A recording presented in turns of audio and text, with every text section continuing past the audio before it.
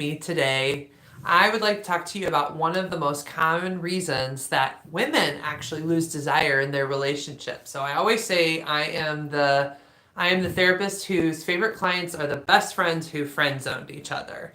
Essentially, you have become roommates and you're not interested in each other. You're not really having sex often. If you are having sex, it's very, very, very little.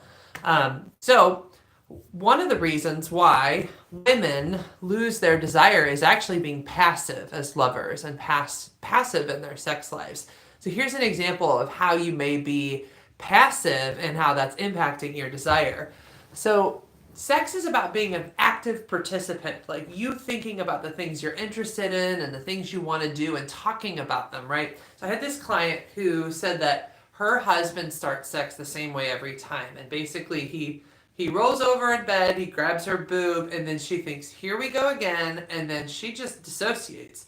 But that's being passive in your sex life. If you really want something to change, you have to take action and decide what you're going to do. So I coached her in thinking about, okay, well, instead of just going off to Neverland, what could you do instead? And we came up with 3 different options. One thing she could do was take his hand and move it where she might want it to go. Like, you know what, I'm not ready for a boob touch, but maybe let's start with my tummy. A second thing she could do is turn towards him and start kissing him if that's what she wants to do. And a third thing she could do would be to say, let's try something different. And she doesn't even have to have the action to do, but she can just say out loud, let's try something different.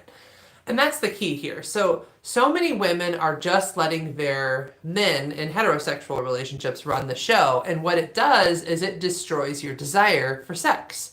Because sex is meant to be 2 partners bringing sexual energy to the table. And you can amplify each other's energy and you can add things to the sexual experience. But it is not one person's job to do all these things to make the other person sexual. Like, you both have to bring sexual energy to the table and then you can amplify it together as a team. Hope you like all my hand gestures here for sexual desire. But if you aren't working together, one person cannot drag desire out of another person. And that's why that's killing sexual desire for females, because females are sort of passively waiting for their men to figure out like how to push the right buttons or check the right boxes so that they finally feel desire, and they're taking no active role in their part of the sex life. So what's your active role? It could involve thinking about sexy things that you want to try. It could involve, like, even in that situation where if he starts it one way, you choosing which way it goes next. It could involve you guys watching sexy things together, but then talking as a team about, like, here are some things I'd like to try, and here's ways we could change this so that I could actually enjoy our sexual experiences. But if you just stay passive and expect him to figure it out, then your desire is going to just tank and continue to tank and stay dead until, like, what happens is people get to a point where they question, am I even attracted to my partner? Do I even like them still? And really, the initial issue is being passive in your lovemaking.